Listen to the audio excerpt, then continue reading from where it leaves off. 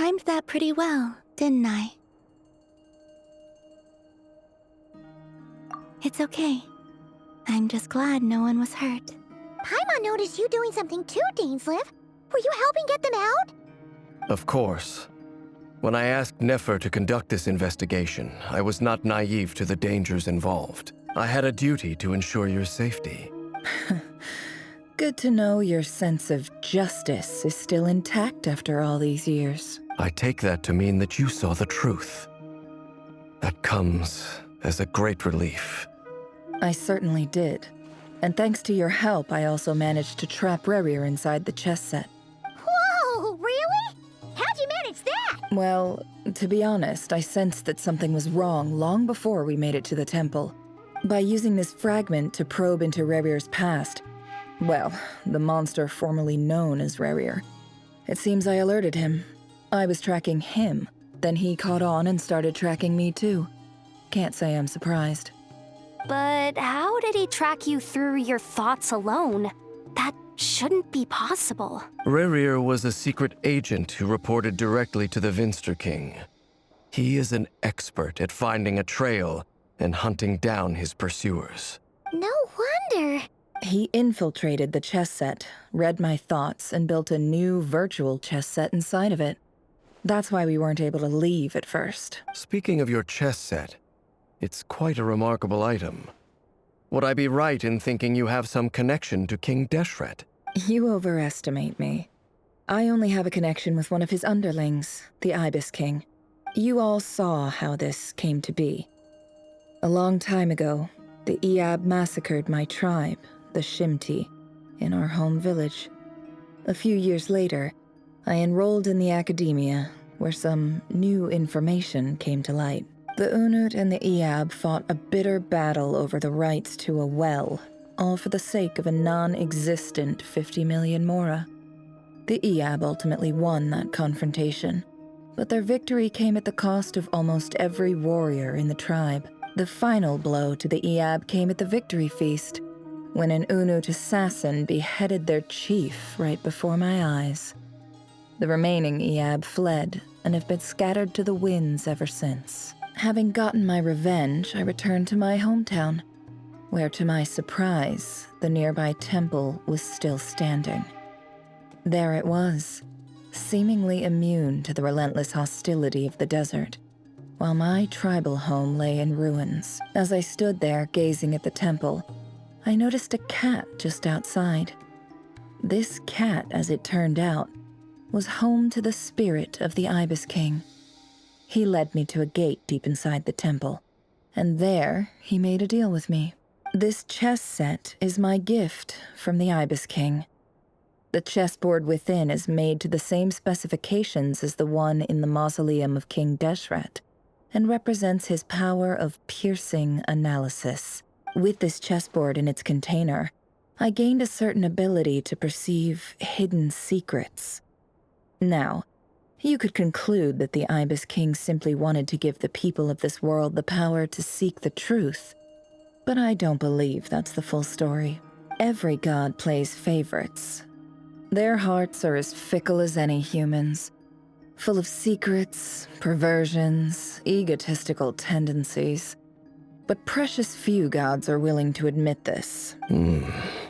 It is the same with all powerful forces, including fate itself. Their gaze falls preferentially upon a select few. As you rightly point out, this is an act of favoritism. If you're alluding to the Abyss, then yes, I agree. Gather the others. It's time to share everything I've learned.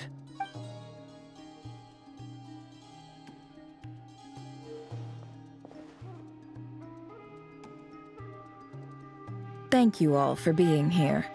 As promised, I did some further investigating into the Reicher of Solnari's background. I am pleased to report that the investigation has been most fruitful indeed. The Reicher of Solnari, real name Rerir, was once a Khanrian subject who served the Vinster King. I will now share the important details of his story.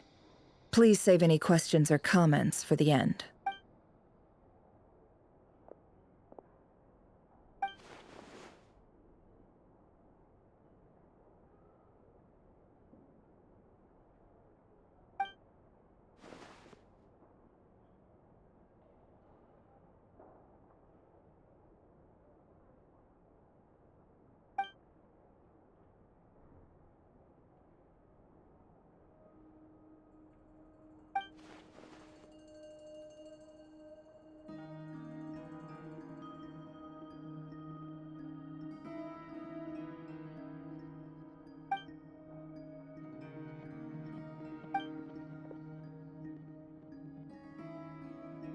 So that's why he's so obsessed with the moon. A tragic tale, to be sure. But it does not excuse his many transgressions. No matter how much Rerir suffered in the past, the fact remains that he is what we know today as the Wild Hunt, wreaking havoc upon innocent lives in Nodcry. He becomes more dangerous with each passing day. If left unchecked, it is simply a matter of time before all of Tevat suffers the consequences.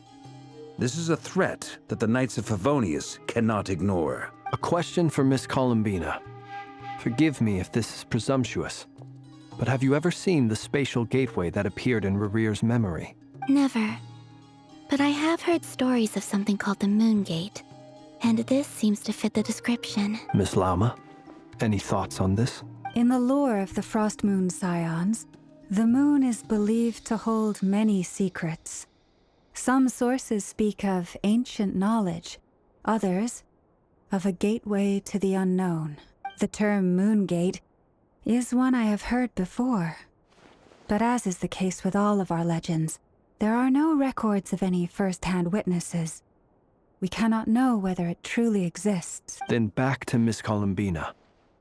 As a moon goddess yourself, do you have some idea of where the Moon Gate leads to? Not at this stage, sorry. I do hold the power of the Frost Moon, and my strength is recovering well. I can sense that the gate would open at my command, but... But there's more to the power of the Frost Moon than that? Yes. A moon goddess has the right to open the Moon Gate, since it is a path to the moon. But as never mentioned, holding open a spatial gateway takes a huge amount of power. And right now, I need to conserve my energy to fight the Reihir of Solnari. I'm afraid this is one mystery we may have to leave unsolved for now. I agree. Better to save your strength. But if you'll humor me for a moment, I have a bold conjecture of my own regarding the world beyond the gateway. I highly suspect that neither Tholindis nor Rerir made it through unscathed. The evidence pointing to this is the fact that the Reihir of Solnari exists in the form of countless fragments. With the abyssal power he wields, no ordinary foe can touch him, let alone tear him to shreds. And yet, the Wild Hunt proliferates wherever his scattered fragments lie, drawing hordes of monsters to many different locations across the land. So your theory is that Rerir was physically torn to shreds by some powerful force? Hence, why the Wild Hunt is a distributed phenomenon, rather than a unified one? Makes sense to me. Explains why the Wild Hunt is so pervasive, and why he's been trying to piece himself back together. He was whole to begin with, and he wants to be whole again. Without the power of the Abyss on his side, he almost certainly would have perished the moment he was torn apart. But the Abyss, much like a curse, has kept him alive. I could not agree more. The power of the Abyss is most surely a curse.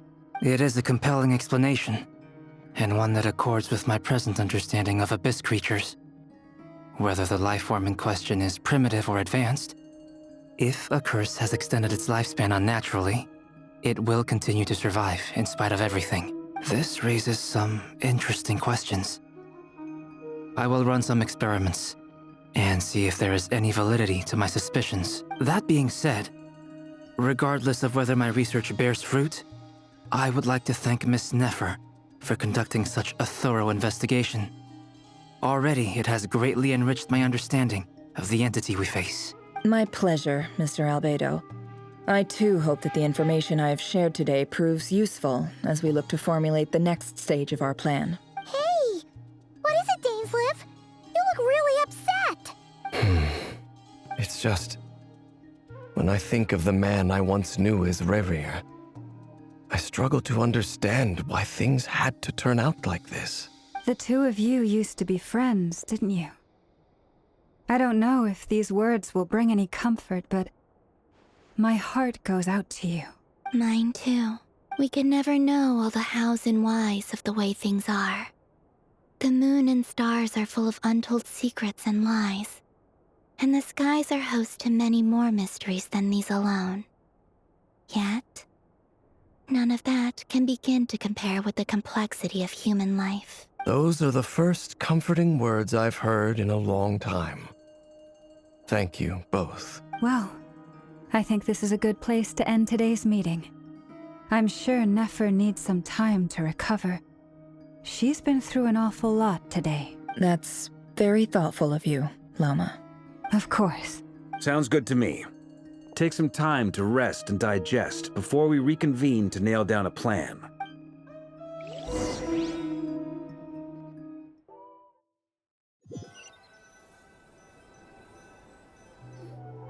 Hey, is this a bad time? Hope I didn't kill the conversation. Nice room. Oh, I'm not coming in, though. Why not? It's just a hotel room. If it's all the same, I'll just stay out here. I might not look the part, but I'm technically a knight.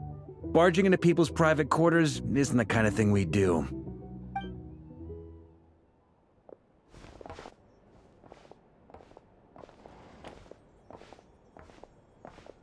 Anyway, Nefer went back to the curatorium to get some rest. But before she left, she shared some things with me that I thought you should be aware of. Firstly, although she managed to trap the Raker of Solnari inside her chest set, there's no guarantee that the power of the Ibis King is any match for one of the 5 sinners. Their powers are beyond our comprehension. It's only a matter of time before he finds a way to break out. We have to come up with a plan and take care of him before that happens. Honestly, my mom figured that might be the case. So, how long have we got? Well, I asked her that same question. She talked for a long time, but for the most part, it seemed like she was trying to convince me how precious her chess set is. What a long and storied history it has. It felt like some kind of sales pitch, you know? The kind where you end up handing over Mora against your will? Anyway, after all that, she finally answered the question. 2 days, at most. 2 days? Holy moly! Can we even recruit enough help in that time? That remains to be seen. Which brings me to the second issue. Dainsleif is obviously conflicted about this whole thing. But given how little time we have, there's no way we can pull this off without his help. You have some history with him, right? Do you think maybe you could talk to him for us? Great. I appreciate it. All right, on to item 3. So, Albedo, Durin, and I put our heads together and came up with a plan. Can't promise it's gonna work yet, but at least it's a start. We figured we'd bounce the idea off you first. We'll explore it further once everyone's recovered.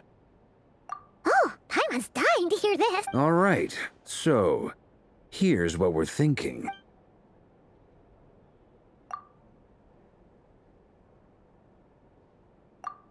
We felt a little uneasy about roping you into this. I mean, firstly, you're not locals, and secondly, none of us are your boss.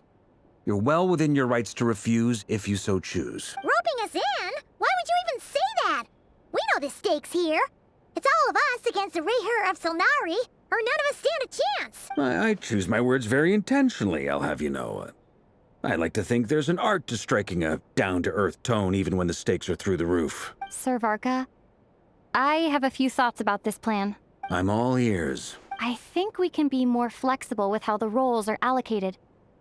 In my view, the most sensible lineup would be like this.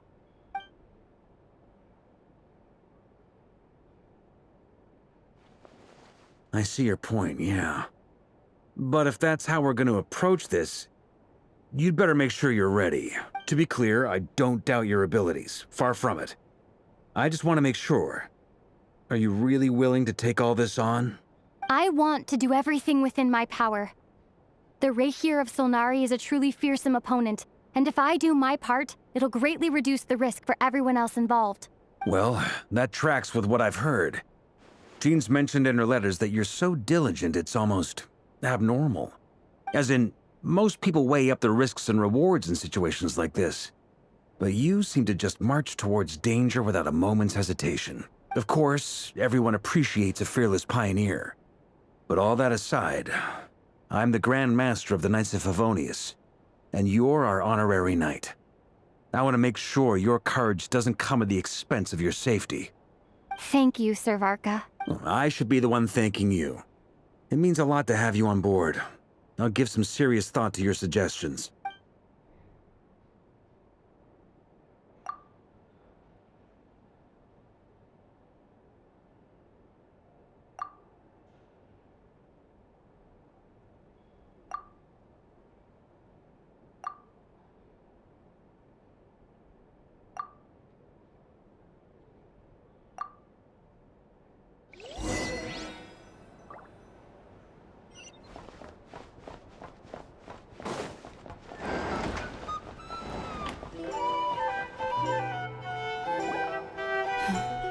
This is a thorough plan, but I do have one last question before we take action.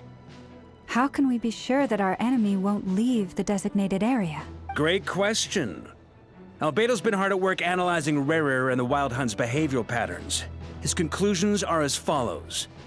Firstly, from the earliest known confrontation until now, Rerir has never displayed any ability to manipulate the dimension of space. So it's unlikely he has any power in that domain. Secondly, he seems to have a particularly strong vendetta against our group. If we put him in a fight-or-flight situation, he'll choose to fight every time.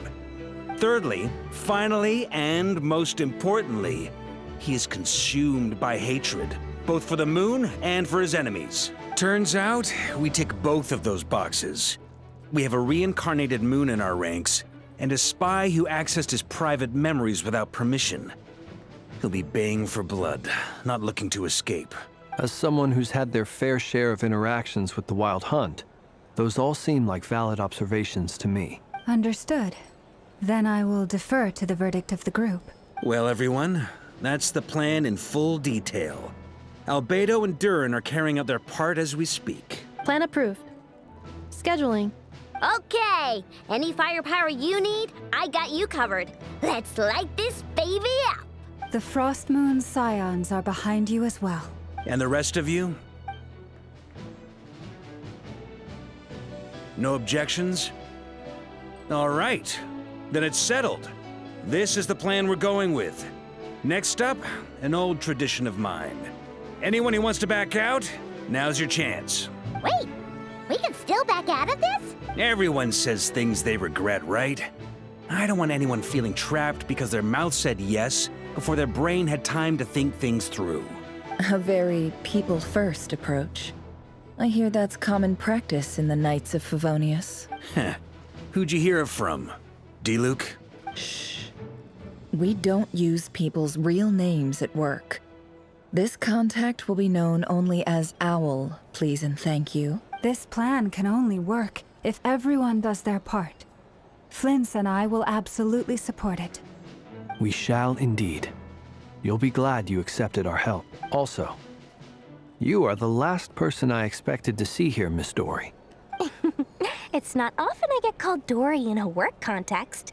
My peers usually call me Lord Sangama Bay. So, the longer your name, the higher your net worth. Is that the idea here? In that case, Mr. Flint's here must be worth a fortune. That's right, I know your full name. It's... The walls are thin here. I'd appreciate you keeping that a secret. Okay, fine. I'm actually only here as a favor for someone else. Do you have any idea how much it would cost to hire me otherwise? Oh, does this mean someone out there actually has the power to boss Dory around? It most certainly does not.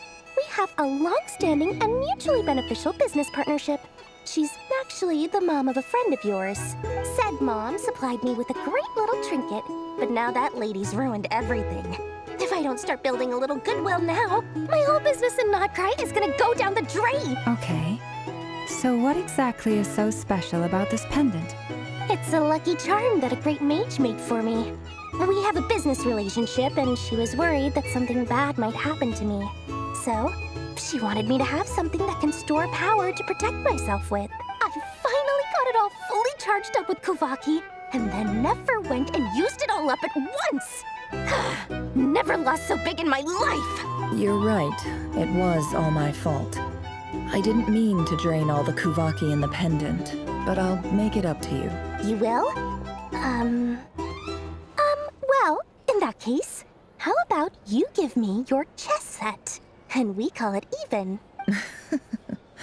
I knew you'd say that. Well, it's yours if you want it. In fact, take it now, and I'll even throw in a free Raker of Solnari. Deal?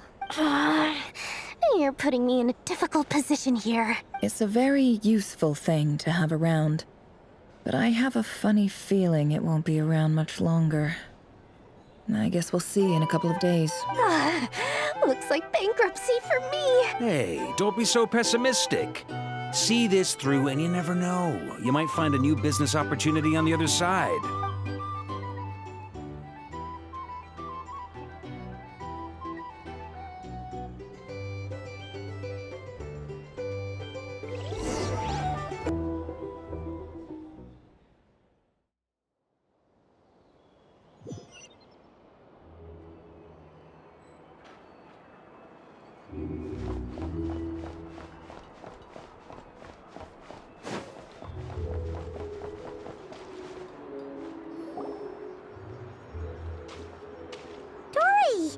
everything's going? Feeling ready? Oh, I was born ready. We only have 2 days. You think Lord Sangamabe would let an opportunity like this slip by? Don't forget, when something's in high demand, the people with the goods on hand get to charge the highest price of all. Even higher than the sellers taking advance orders. Ta-da! See? It's right here. Oh, it's so pretty.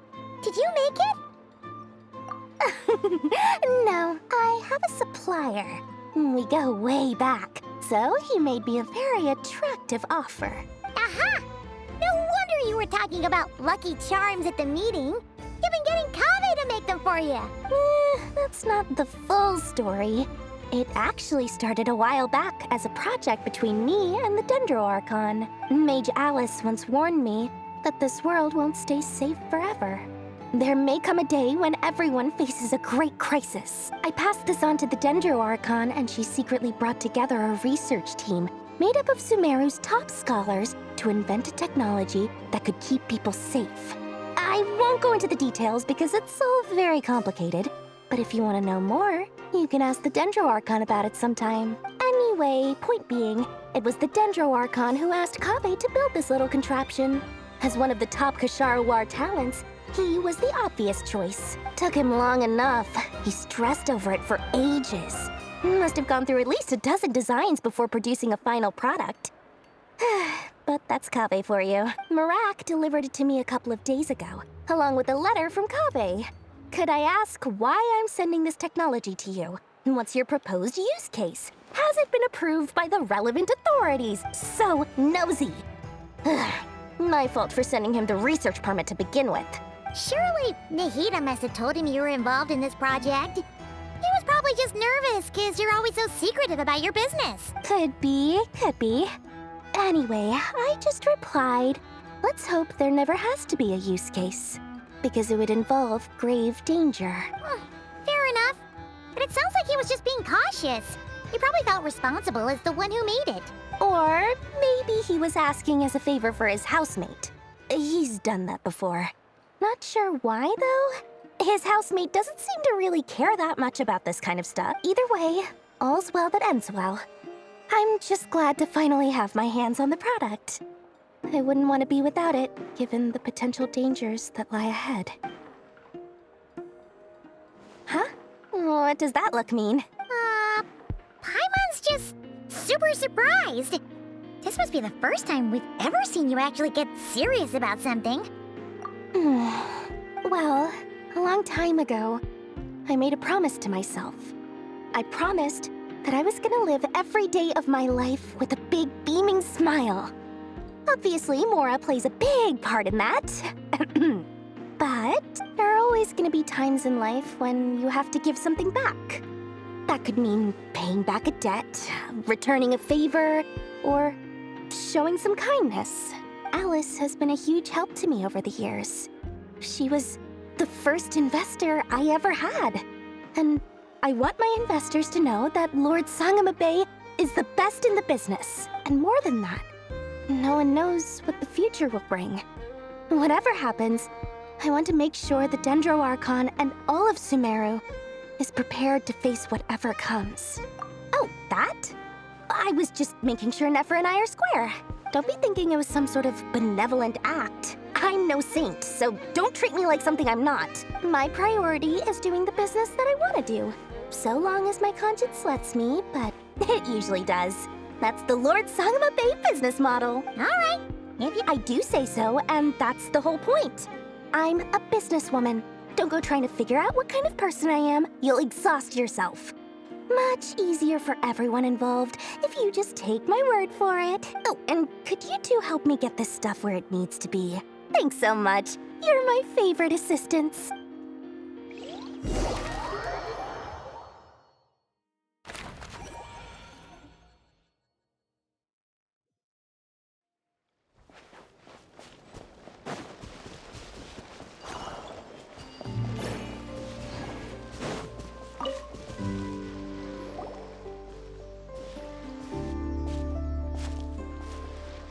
Traveler, Paimon, it's good to see you. Everything going smoothly over here? Sort of. As you're probably aware, Varka, Durin, and I captured some abyssal creatures from the Wild Hunt. Per the plan, we dissected and analyzed some samples of these creatures. The process went very smoothly. The findings, however, come with some troubling implications. What? You can actually dissect the Wild Hunt? That depends on your definition of Wild Hunt and dissection. Harmless, lifeless. These words are accurate descriptions. The Wild Hunt is an interesting phenomenon. In and of itself, it doesn't seem to possess anything akin to a human personality. But taken as a collective, the medium through which the Wild Hunt is summoned does appear to have a soul. Master griped a lot about the wise Horoptetyr, and seemed somewhat fascinated with the Faustsert Elegy. But she barely mentioned Rerir at all. I don't think that was because of his lower social standing, though. Anyway, it's a pity. I should like to hear her thoughts on the nature of the lifeform he has become today. It's a strange mix. The furious energy of an abyssal being channeled through a fractured physical existence. A consequence of being torn apart by an unknown power. Perhaps the only explanation for his survival in this state is that he sacrificed a degree of individuality in exchange for a continued existence. Oh, sorry. Once I get talking about interesting research, I have a tendency to go on indefinitely. Back to our research findings. Essentially, they confirm my hypothesis. Rerir's corpse is completely contaminated by the Abyss, and the effects are irreversible. You could think of this as Rerir in mutated form. But in my view, even that would be inaccurate. In reality, his whole being has been consumed by the Abyss. In other words, he is now nothing more than a manifestation of abyssal power. Unfortunately, at present, we have no means of completely eradicating abyssal power. Hence, we cannot fundamentally destroy the Rehir of Solnari either. Oh, that's terrible news! So, that's it? We can't defeat him? Not even if we get the power of the Three Moons? Miss Columbina's situation is a difficult one. She can never achieve wholeness when the world does not accept her presence. It's as if her creator banished her to a place she can never be accepted. It means she spends most of her energy just on her own survival. Given the circumstances, it's only natural to despair. But we must see this plan through to the end. Time to kick off the backup plan. Oh, Paimon almost forgot! This is for you. Dory asked us to bring it. Ah, how wonderful. Well, thank you for making the trip. Durin and I will be heading off shortly. I'm sorry I won't be there to protect you in person this time. Please be careful. All right then. Stay safe.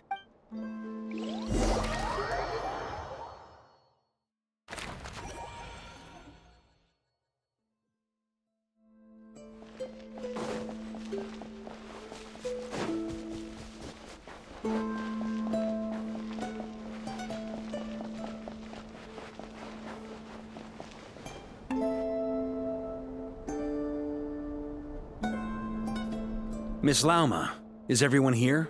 Yes. The fate of my flock is in your hands, Grand Master Varka. Please keep them safe. My lady, what are you saying? Within the next 24 hours, we will face the biggest crisis the world has ever seen. This is not a burden that we deserve to bear. But I believe that we reap what we sow in this life. So I intend to act. I must do what I think is right for me. That means fighting for the future of Nodcry.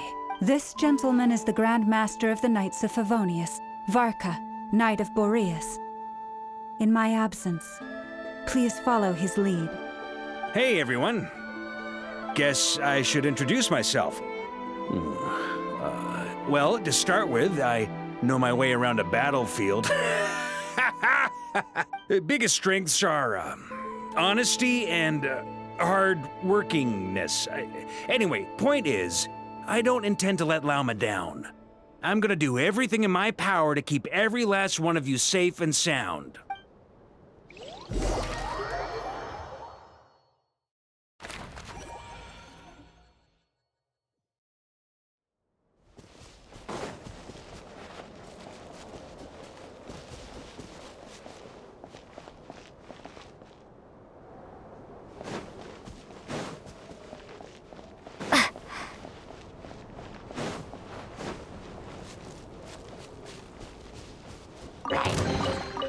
I'll keep this close. Starfall! Come into being! Rise with the sun!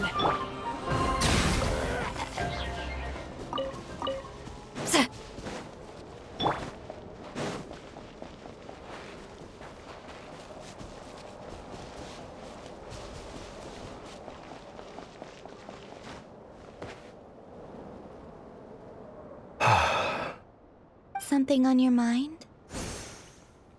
Miss Columbina, was it? I believe that's how the others addressed you. That's right. Names are funny things. Have you always been called Dainsleif? Yes. I take it your own name has a more complicated history. I have a different relationship with names than other people. To be honest, I'm not even sure that Columbina is my name. At least, not in the same way that Dainsleif is yours. But it's what everyone calls me, and I go along with it. A lot of my life has been that way. I get so used to things that I forget to question why they are so. I never used to think much about where names come from, or what they mean to people. Maybe something's wrong with me. You're different from other people. I sensed it the first time we met. You're more perceptive than most. I'm sure your long life and rich range of experience explains that. Do you ever find yourself missing Conria, Mr. Dainsleif? Difficult to answer. I have dreamed of the past many, many times. Sometimes I'm fighting tooth and nail. Other times I'm lying on the ground, defeated. I don't recall any happy moments from that time. It has been too long. Is that because hatred survives longer than love and affection? That would not be for me to say. I make no excuses for the grudges I bear. But whatever the reason, I remember little that was beautiful or sentimental. Thank you for your help with the Rerir situation. Without your efforts, I never could have learned the hidden truth of his story. You're welcome. I know he's your friend. Friend? He betrayed me. And I never really understood what he was going through in life. Some friendship, that is. Okay. So, do you plan to fight him with us? You see, you're torn. Now you know what really happened. You see the things he's done in a new light. I need some time. Of course. I completely understand. Anyone else in your position would feel conflicted too. Actually, I went through something similar myself recently. Something happened that changed my perspective on a situation. A situation I took for granted at the time, but now I feel very grateful for it. You mean the Harbingers who still support you, even though you've left the Fatui? Yes. I always thought they were only helping me because Harbingers are forced to work together. But then I abandoned them. A warrant was even put out for my arrest. And even now, they still support me. Which means I was wrong about them all along. Clearly, they view you as a friend. I feel a little guilty now. I regret not seeing her help for what it was, and not treasuring it. I see the guilt that you're feeling now, because I feel it too. Hopefully, talking about it will do us both some good. Have you noticed that the Traveler and Paimon are over there? I think they've been listening. Huh. Shall we say hello? Sure. Hello. Ah! They caught us!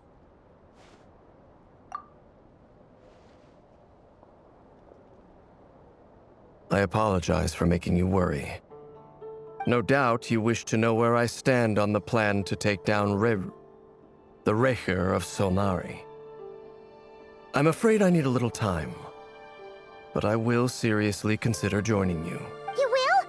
Oh, thank you so much! Everyone will be so grateful to hear that! They needn't be. This was something that I was going to have to face up to eventually. That doesn't matter to them. They're grateful to you regardless. You can't control their gratitude, so just accept it. And then, have a think about whether you're willing to join us.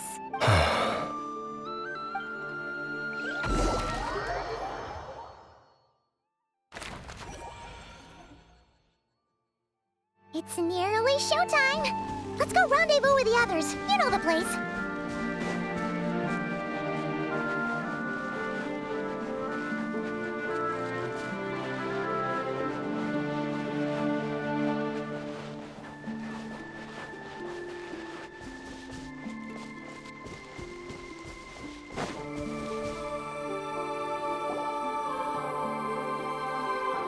Ah, you're earlier than I expected. Hey, Flint's! Been waiting here long? Not too long. I came a little early so I'd have some time to think. Are you nervous about the battle? Quite the opposite. I'm reminiscing on my past battles. When I was awakened by the Ratniki, I had not touched a weapon in many years. I felt like the battlefield was not where I belonged. But after waging war against the Wild Hunt for so long, I came to realize something. A life of absolute peace is simply not a possibility for me. My restless flame indicates that somewhere inside of me, there is a deep yearning to root out the evil in this world. Ooh, that doesn't sound like such a bad thing. Well, in the past, when I was a Fae whose primary concern was hibernation, it was hardly ideal. But it certainly serves me well here in the present. And I am delighted to be able to join forces with you in this endeavor. Looks like I'm not the first to arrive. Ah, Miss Lauma. Did you sleep okay last night? I struggled to settle down at first, because of the nerves. But don't worry. I got enough sleep in the end. I'll be just fine.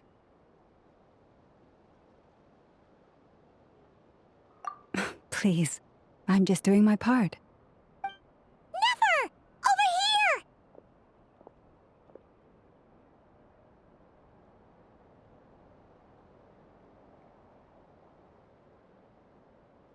Aino asked me to relay a message.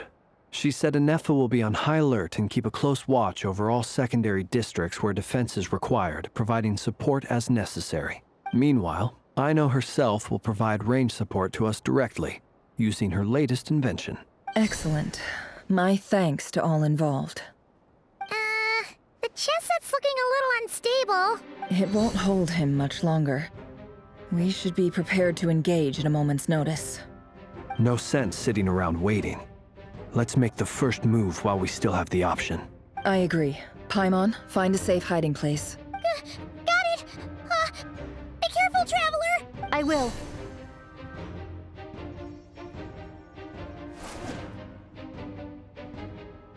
Everyone, take your positions as soon as the battle starts.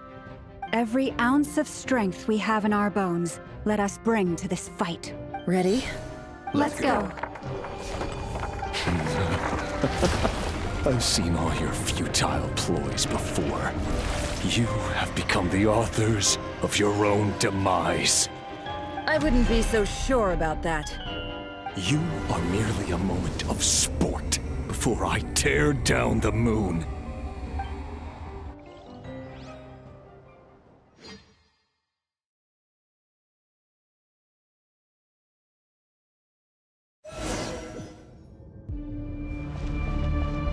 Stay on your toes. Yup, you too. Let me help you guys. Eat this!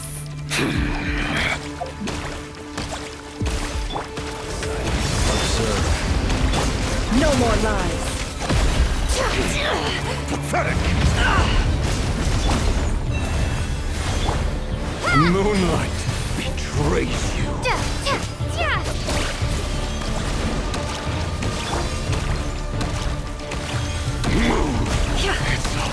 It's all futile. Shameless. Hunt them down! It all falls into place. The moonlight betrays. Be silent. Branch into song. By the frost moon of old. Seek within. Close your eyes. Be silent. Night falls.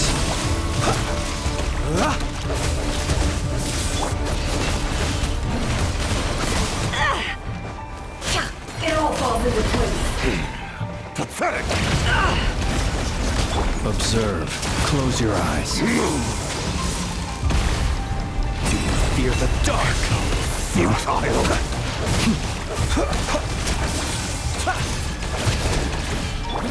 Lush as the moon. Observe. Close your eyes. To dust. Moonlight! Break! The deception ends here.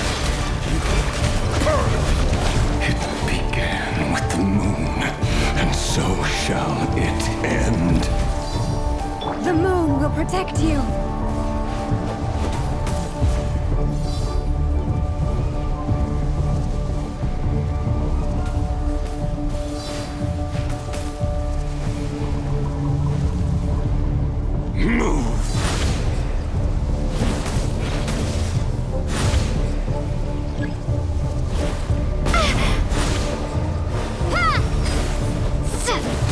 Observe. Be silent.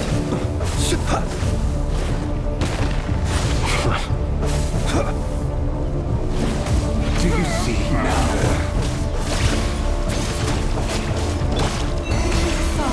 Can't hide the truth.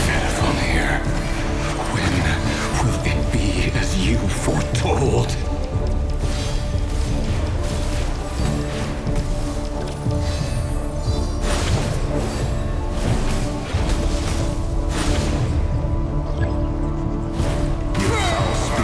Welcome here.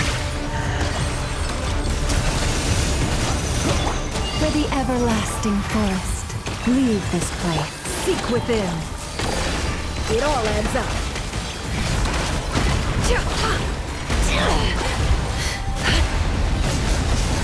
No more lies. Close your eyes. Be silent. Futile. Perceived. A grave It all adds up. The deception ends here. No more lies. It all adds up. by the frost moon of old. Branch into song. Close your eyes. Futile. Night falls. Water jet! No more lies. Time to go clean. The mystery of... Your little game of heroics is over. Who wants to go first? Moonlight. Wraith. Now, get out of my sight! No! We've been separated. Take. You okay? Never! Where are the others? Stuck outside the barrier. I guess he really doesn't like us. I told you before, knowing too much is always a death sentence. Be careful what you wish for.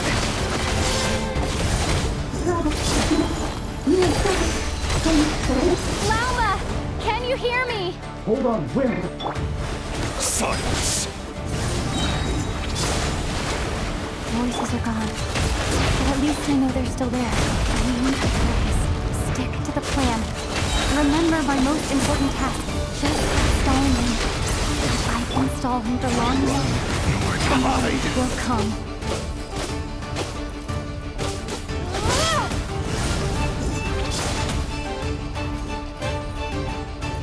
Water jet! Destroyed. Bombs away! Reborn. It all adds up. It all falls into place. The mystery unravels. Can't hide the truth.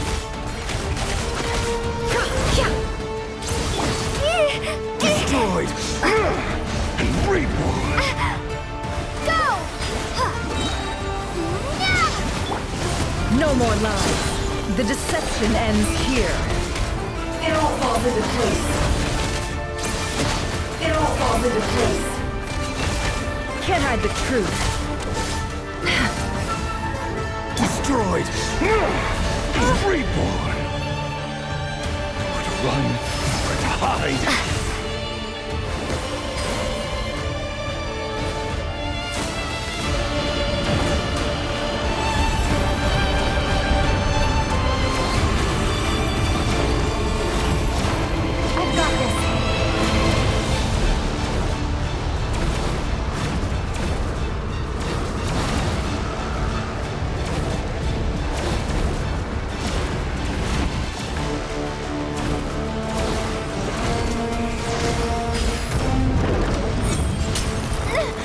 The shield's broken.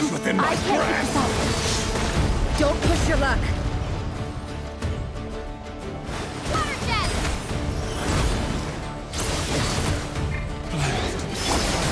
No more lies. Can't hide the truth. It all adds up. Let's see what you're made of. The mystery unravels. Wipe out! No more lies. Can't hide the truth. It all falls into place. Destroyed! And reborn! Seek within. It all adds up. Time to come clean. No more lies. Let's see what you're made of.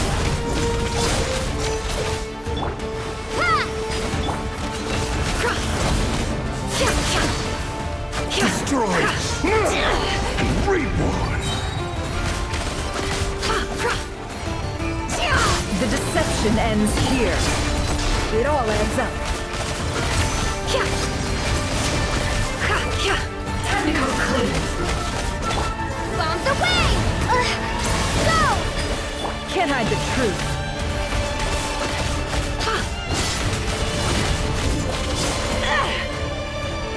No more lies.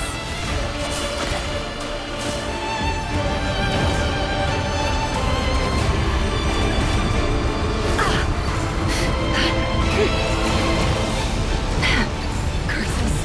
There's no other way.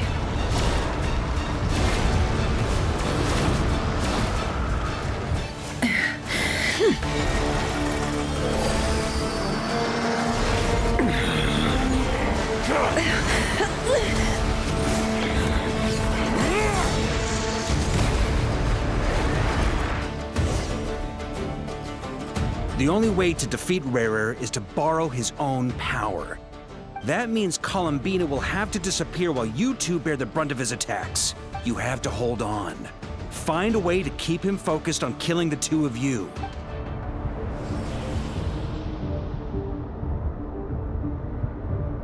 Never! Your eyes are bleeding. Soon you will be powerless to resist. And then, I will reduce you to dust. But that dust will plague your memories. Come on, keep holding on. Any other tricks up your sleeve? Let's see them. As entertaining as they are. You've backed yourself into a corner. You don't fool me. I see your fear clear as day. I have to stoke his rage. Make him unleash everything. You fear what you could never defeat. You fear the thought of never being able to save your beloved. You cannot win the fight against fate, Rarer. Is that what you think? Well, now it's your turn to feel afraid!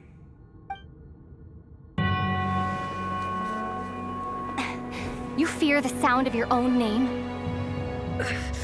Is it us you hate? Or is it what you've become? Let's see what becomes of you!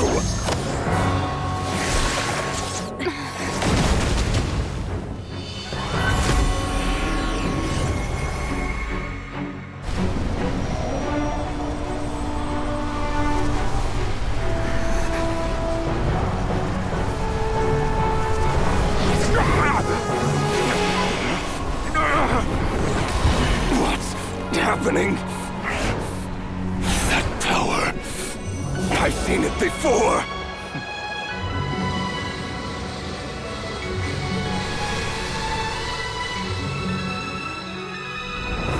power is on another level. We'll need to use an alchemical array to convert his power into a usable form. Then quickly channel it into Columbina, rendering her powerful enough to compete with him.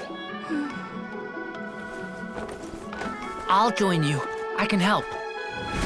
If I release enough abyssal energy into a confined space, it'll create a potential difference, allowing us to extract a huge amount of elemental energy. Next, I'll synchronize with everyone's minds using Pyro, then give you temporary access to their abilities and fields of view. But it won't last long. Can you see? Well enough. So, we have a student of Gold Rhine-Daughter in our midst. How about that?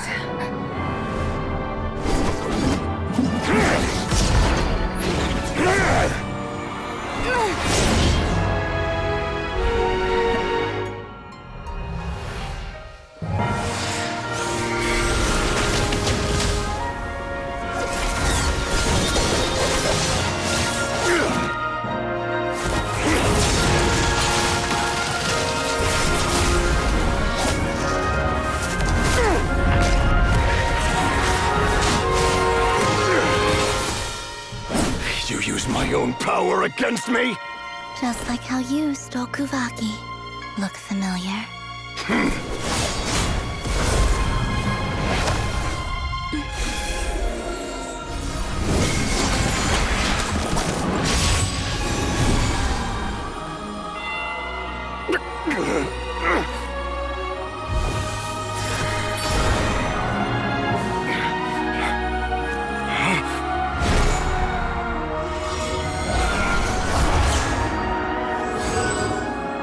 Don't you realize? You don't have the power to hold that gate open. I don't, but someone else does.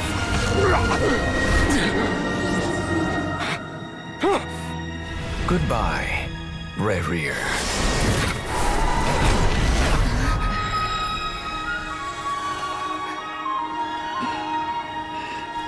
We won.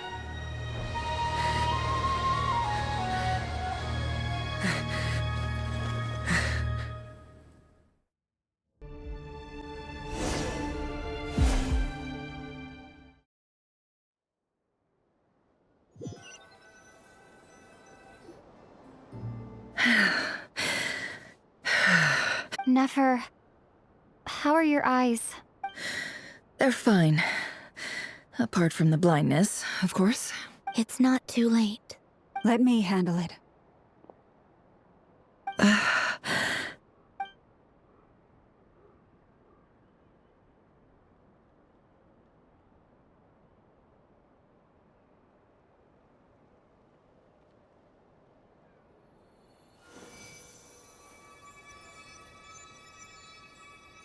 Miss Nefer, it's not like you to lose your composure. That was the most reckless thing I've ever seen you do. Reckless how? The situation was critical. Our lives were at stake. We had to do something. Even so. Okay. I guess you're right. Under the circumstances, it was a wise decision. You traded your eyes for an incredible victory. In business terms, I suppose that's a huge return on investment. I'd be hard-pressed to argue otherwise. Still, I don't like this outcome, and I don't want you to lose your sight for good. People suffer when they make sacrifices they shouldn't have to make. Whether that means faith, strength, or in this case, your ability to even see. I had hoped you could win without sacrificing so much as a single hair on your head. Thank you. Really. All done. Don't try and open your eyes just yet. We'll see how you're doing in a couple of days. Until then, please follow your recovery plan to the letter. I'll send full details through Yehoda. For now, just get yourself home, relax, and rest. My dear friends, we have fought bravely and achieved a spectacular victory. A dark cloud has been lifted from the skies of Nodcry. All in this land will be grateful for what you have done. The moon will remember this day. Thank you both.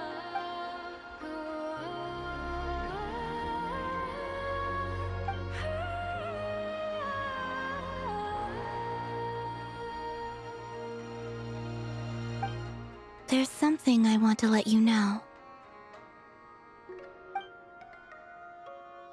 What is it? When Durin connected everyone's minds so I could access their powers, I also felt everything they felt. And since Nefer's eyes were injured, my eyes are hurting now too. Hold on. Let me try. I only feel the pain. There's no actual damage. I just thought I should tell you. You're right. There's no damage. That's a relief. But I must say, I'm surprised to hear the Kutar share something like this with me. In the past, you never used to open up about yourself. Things are a little different now from how they were. I'm learning to share how I truly feel with my friends. Friends? You have no idea how glad I am to hear that.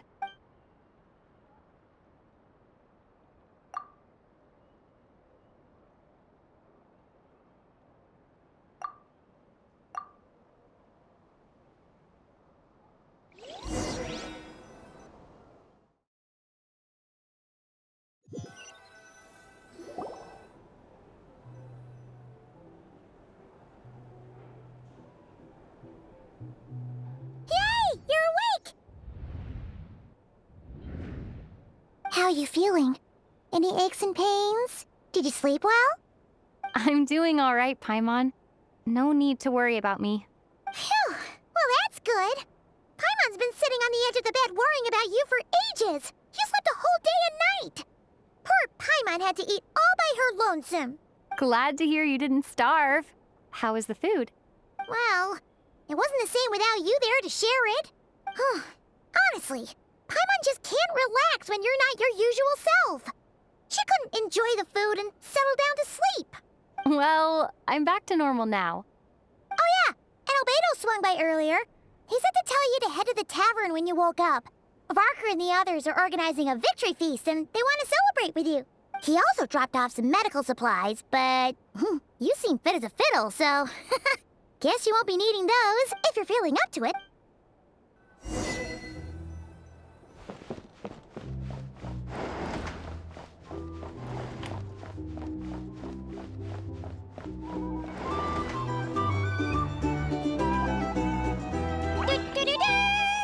We're here! Oh, Traveler and Paimon! Perfect timing! We were literally just saying how there's no way we're holding this victory feast without you any longer, and we would have postponed it till tomorrow. How are you feeling today? Much better, thanks. Don't worry about me. Relieved to hear it. If that changes, just let me know. Happy to check you over at any time. Yep, we're here for you. Anything you need, just let us know. Oh wait, where's Nefer? How are her eyes doing? Nefer's right over there. I'm sure she'd love to catch up with you.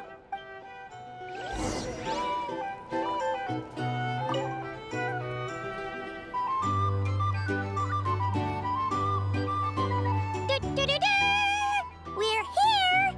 Oh, Traveler and Paimon! Perfect timing! How are you feeling today? Much better, thanks. Much better. Relieved to hear it. Yep. Oh wait, where's Nefer? How are her eyes doing? Nefer's right over there. I'm sure she'd love to.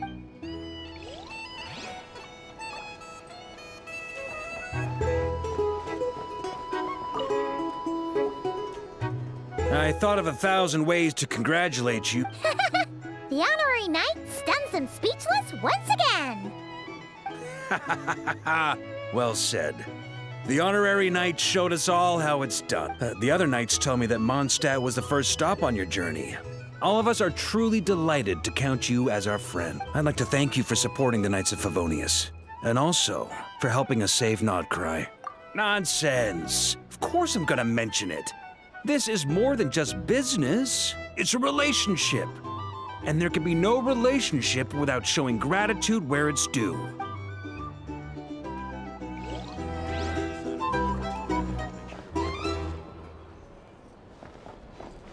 Our drink recommendations? You drink less. I see you've recovered. You bet. Snoozed her way to a full recovery. Glad to hear it. A healthy body is paramount. Nothing else in life is possible without it. So take it slow. You can't afford an injury. Paimon too!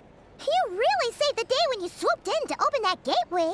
I came to accept that although Rerir was my friend in the past, here and now, he was an enemy that must be defeated. Though I will never fully understand what happened between us, I could not let this crisis deepen any further. We fought a very necessary battle, and you played your part admirably. Yeah! And if you ever need to talk, just remember, we're always here. I'll do that.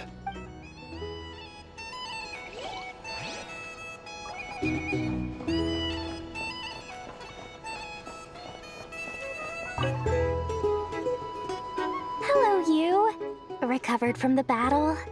Come on, what do you mean? Of course I'm gonna ask. I care about my friend's well-being. And we are friends, aren't we? Get yourself a drink. You've more than earned it. In fact, today, your drinks are on me. Lord Sangamabe's got you covered. Wow, really? What about Paimon? Has she earned it too? Has she, Blink? Well, you haven't been through quite as much as the Traveler, but... what the heck, sure. Yay! Wow! Drinks on Dory! What a historic day. Hey, keep your voice down, or everyone else is gonna want in too. You... Have you heard anything I've been saying recently? Doing business in Nodcry has been an absolute nightmare. If I'm buying for everyone, oh... Okay. Paimon will speak more quietly. Gee. That's more like it. Don't you forget. Lord Sangamabe doesn't just go around buying drinks for anyone and everyone.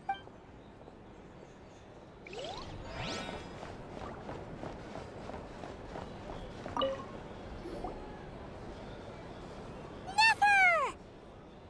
Traveler, Paimon, are you recovering well? Turns out that moon chanter has some real talent after all. My eyes were mostly recovered after just a couple days' rest. I can actually open them again now. Yeah, but you gotta be careful. Lauma says not to strain your eyes while they're still healing. Yes, thank you. I'm well aware. Yehoda, could I borrow you for a moment?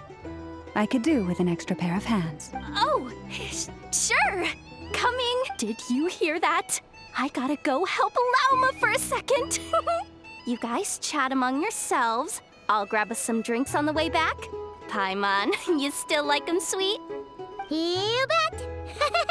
Make it extra sweet, because Paimon's earned it. Sure thing!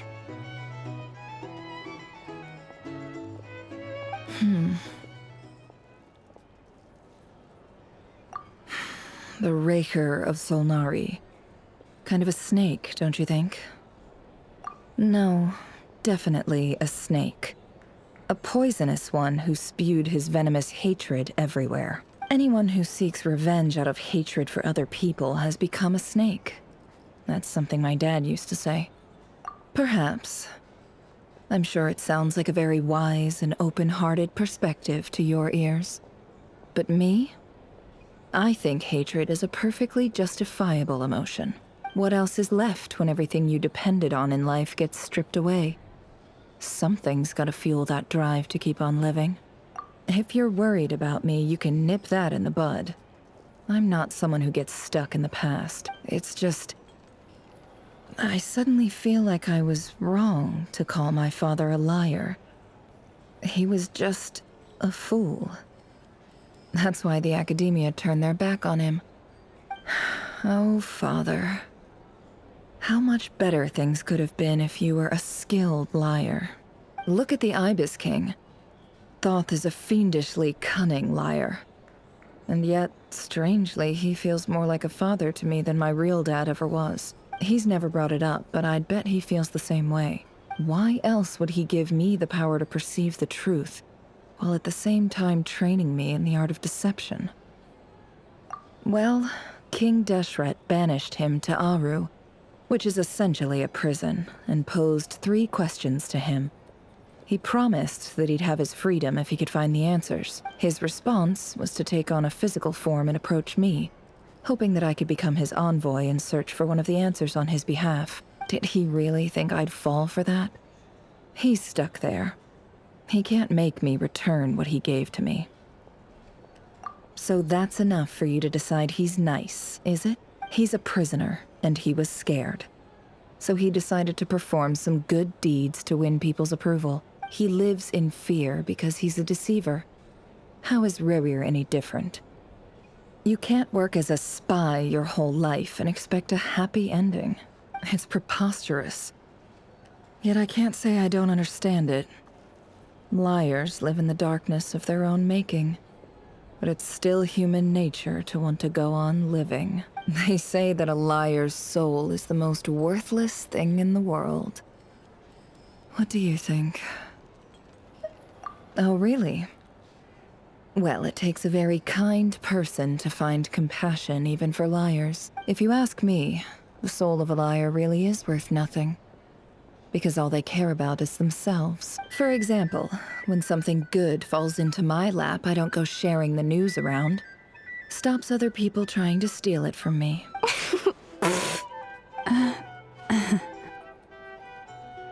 So be it. They have sharp ears. I can't keep anything from them. Wow, is that what it looks like?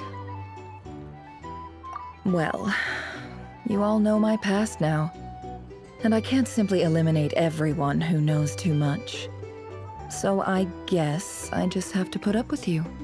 For the foreseeable future, at least. When you find yourself in a situation you can't control, the safest play is to keep calm and start monitoring everyone involved like a hawk. In the intelligence world, you need to have a sense of perspective and play your hand accordingly. If you understand what's at stake, please ensure my secret is safe with you. I trust you'll respect my wishes as a friend.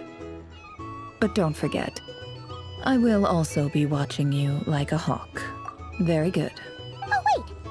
Now that the panic's over and we've all calmed down, Paimon suddenly remembered something. After all that build-up, our mystery ally never showed up even once.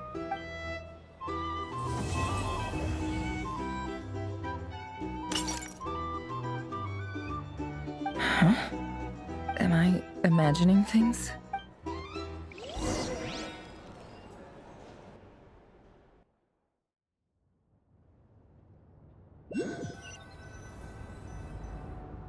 So, that close colleague who stayed behind with you?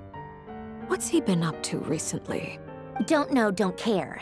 I get more normal human interaction from hanging out with Bosco too than him. Although, now you mention it, he hasn't bothered me in a while. I wonder if... If he's disappeared without a trace, it's the biggest gift he ever gave to the world. But I somehow doubt that's what's going on. He won't lie low forever. So we'd better stay on guard.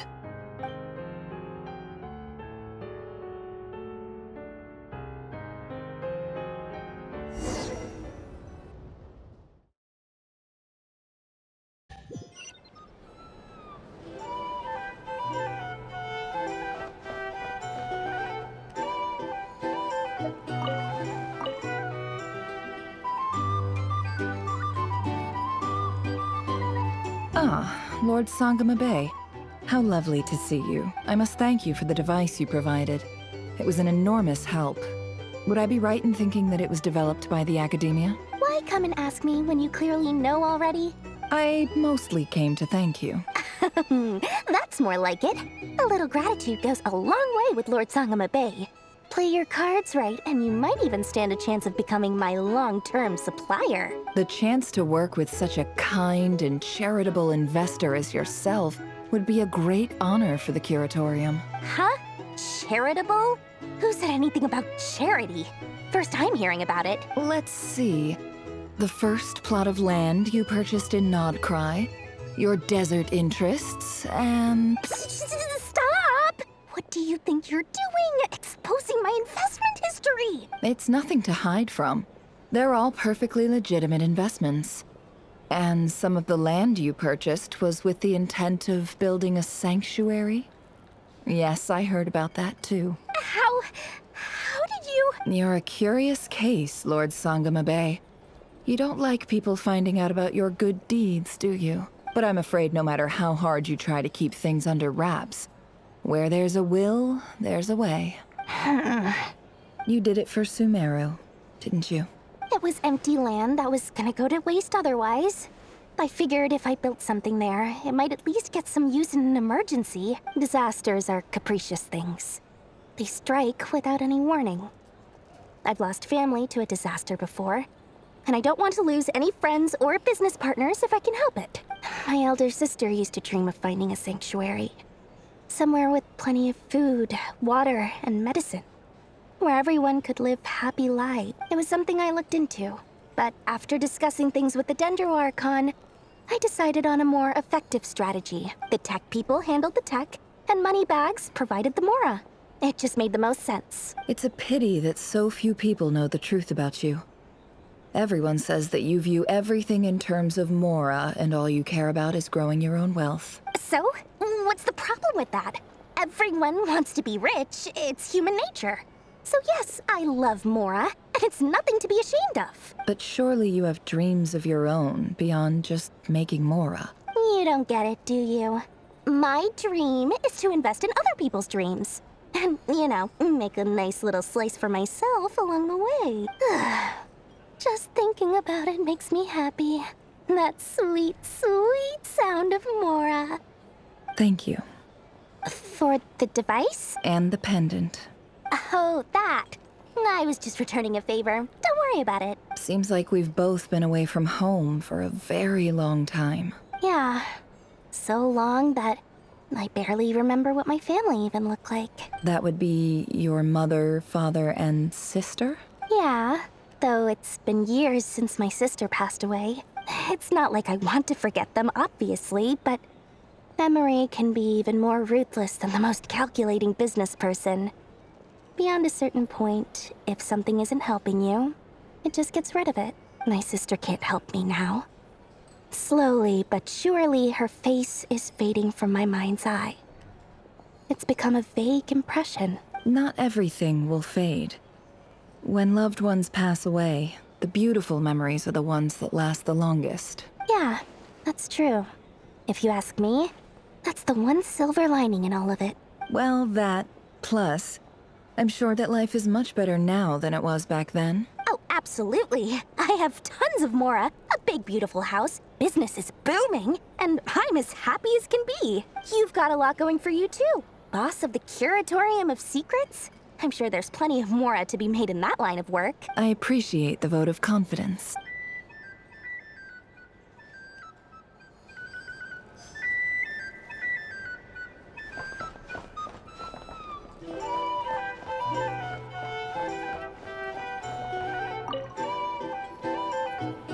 How have you been holding up? Any adverse reactions? If you start to take a turn for the worse, make sure you tell me right away. You don't need to worry about me, Grandmaster. I'm fine. I mean, I barely did anything, so... What? You're too humble, young man. You played an indispensable role in the battle for Nodcry. We can't thank you enough for your support. Sometimes, when people praise you, it's because you deserve it. The best thing is to accept it calmly and with grace. It's important to learn how to respond to words of admiration. Let's do a quick demonstration. Albedo, that was an incredible feat of alchemy. The pressure was on, but you worked flawlessly at lightning speed to get the job done. Thank you. I can't take all the credit, though. Durin played a big part in forming the alchemical array. See? Did you catch that? A masterclass in how to take a compliment. Okay, yeah. I did work pretty hard to help prepare for the battle. No point denying that. Hey, you guys! Hey, look who's bounced back. Looking good, Traveler. Seems like you've recovered. You won't need to take any more medication. Can I get you a drink? Huh? You know how to order at a bar now? You've sure learned a lot recently. Handling a drinks order is ridiculously simple compared to alchemy. Don't worry, I'll blend into society yet. Paimon believes it. You're clearly a fast learner, just like your brother. To be totally honest, though, Paimon didn't quite follow all the details when you first explained the plan to us. Don't worry, that's completely understandable. Unless you're a student of alchemy, it's hard to grasp the principle and how the process works. To put it in the simplest terms, we saw how our enemy stole the power of Kuvaki. And that gave us the idea of stealing his power to turn it against him. When facing an enemy you have no hope of defeating, it's best not to engage them in battle. So, instead of looking for a way to overpower him, we decided to help Columbina get strong enough to at least stand up to him in a fight. For this to work, we had to analyze his modes of attack, confirm who his main target was, and make sure that he wouldn't go beyond the range of the alchemical array. For added security, we prepared a total of 4 arrays. But to mitigate the impact of the battle, we identified one location in particular as the ideal spot, which is where the confrontation took place. The alchemical array absorbed his abyssal power. Then Durin processed it to render it usable by Columbina. That power enabled her to do what would otherwise have been nigh on impossible. What surprised me was that Dainsleif actually agreed to join us. Given his history with Rerir, he had every right to sit this one out. But we're extremely grateful for the decision he made. It must have been a painful choice to make. But I'm sure that making a decision was far better for him than staying in limbo. Absolutely. He was torn between 2 paths, but in the end, he made his choice and stuck to it resolutely. He doesn't strike me as the sort of person who'd stay trapped in limbo for long. Anyway, however you cut it, everyone gave a stellar performance. And now, it's time to kick back and celebrate.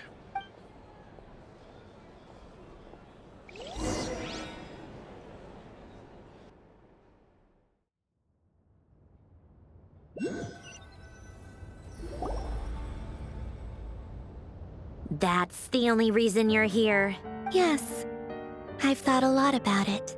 And I've realized that you, me, and Arlecchino should be friends. I think this is very important. So I felt I had to come and tell you. Well, this is a new one. I'm so moved. I can't even hold my teacup. If that's all, you can leave now.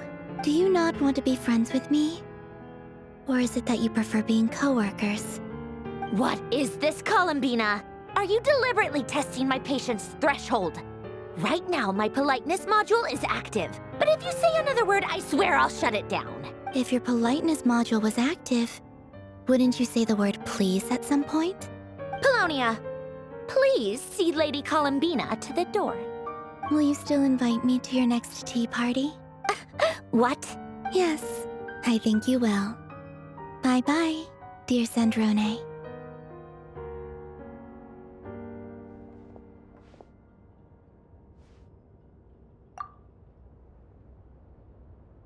Last time, the Wild Hunt escorted you out.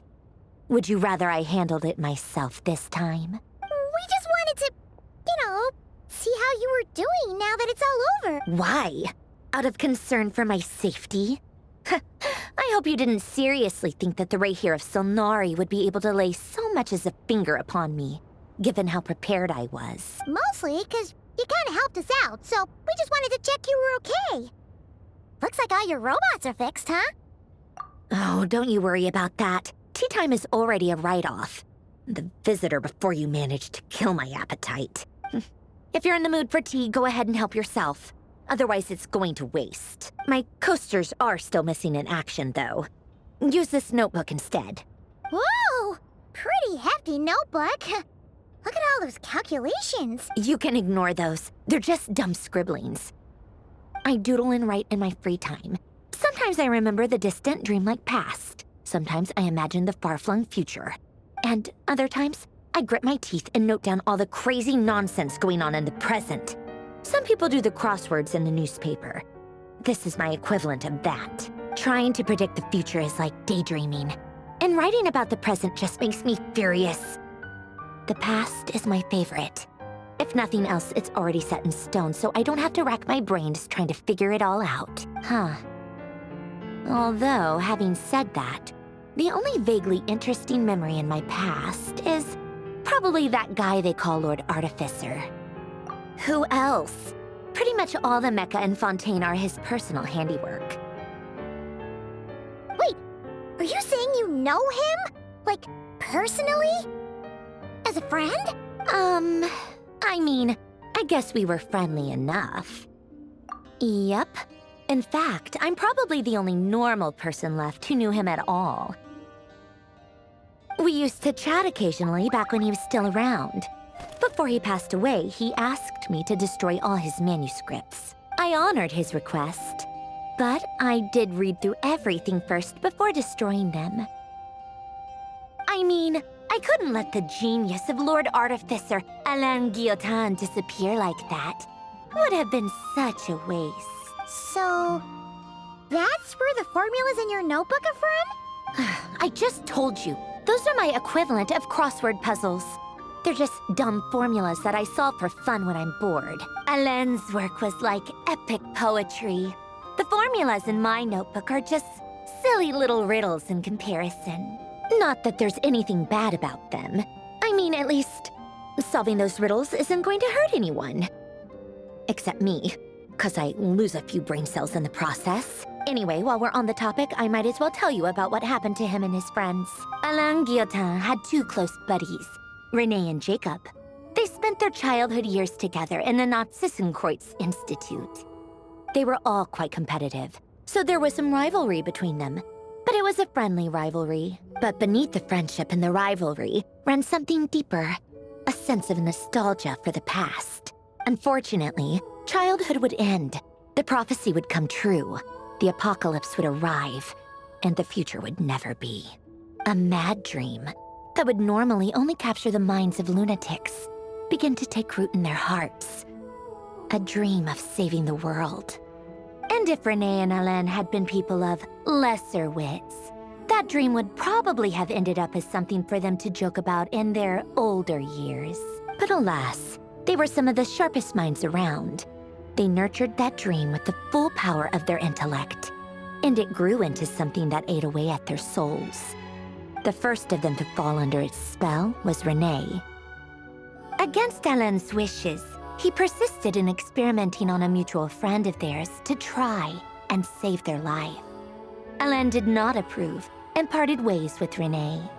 It's complicated. Alain wanted to believe that Renee only did what he did for the sake of their friendship. But when he told me about what happened, I could tell he still had some suspicions about Renee's motives.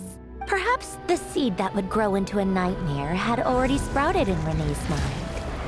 Even then, the next time they met, Renee's soul had been completely engulfed by the dream of salvation. His futile attempt to change the tide of fate only resulted in a wave that swallowed up the world, even before the apocalypse came. And although that wave died down eventually, I hear that it just recently came back with a vengeance. As I understand, Renee wanted to live out his dream of salvation once more. But I'm told that the attempted resurgence finally died out for good.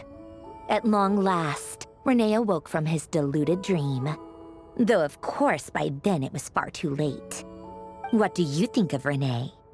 Do you admire his transcendent genius? His view that any price was worth paying to achieve the lofty goal of saving the world? Or do you despise him?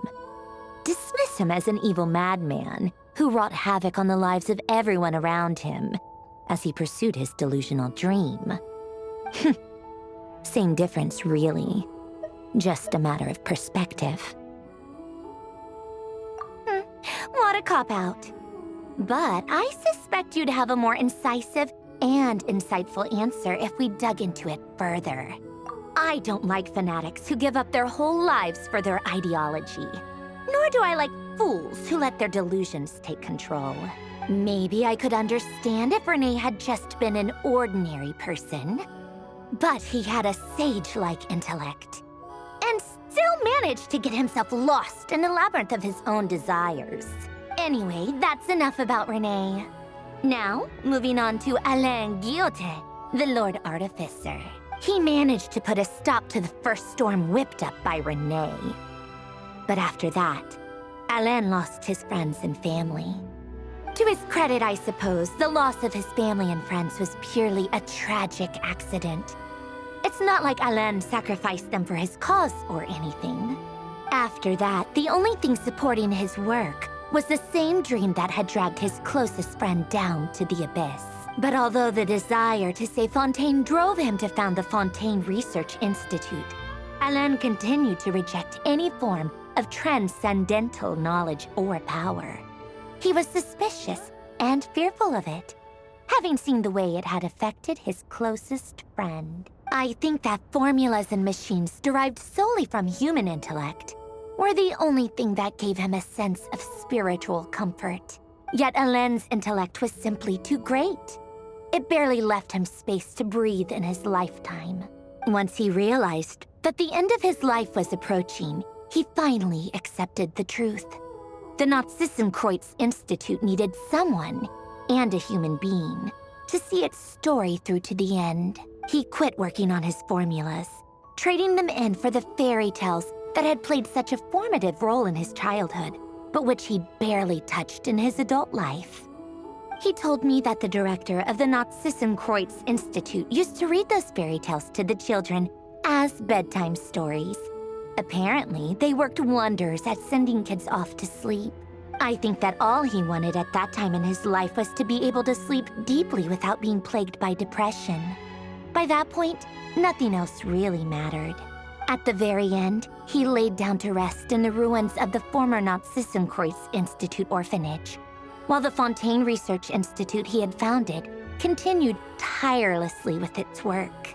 Many years after that, tensions over competing dreams would once again cause a rift, this time between members of the Fontaine Research Institute.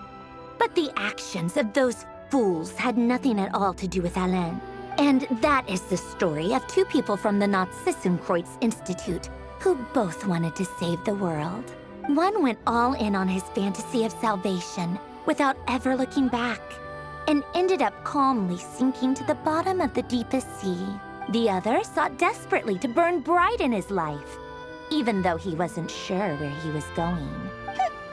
I do sometimes wonder, why is it that people like them have such grand hopes of saving the world?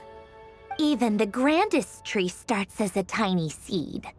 So perhaps, for each of them, their mission to save the world began with a very simple desire: to save themselves.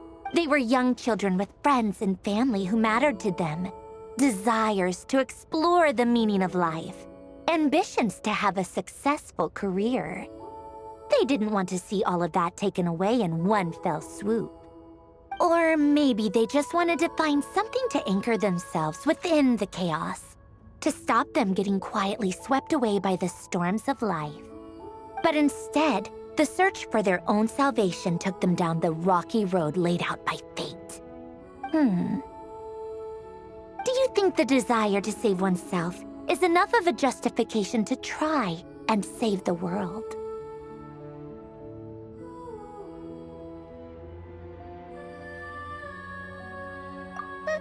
The way you said that sounded just like Alain. I asked him the same question back when he was in his prime, putting all of his energy into his work. He gave the exact same answer as you did. No elaboration, just a quick short answer before getting right back to his work. He was always that way. All right, tea time's over. I owe Arlecchino a favor for telling me these stories. I'll have to bring a whole sack of gifts the next time I visit the House of the Hearth. I'm gonna go tinker with Polonia now. You guys can do whatever you want, as long as it doesn't involve interrupting me. Polonia, exit hibernation mode. Begin diagnostics.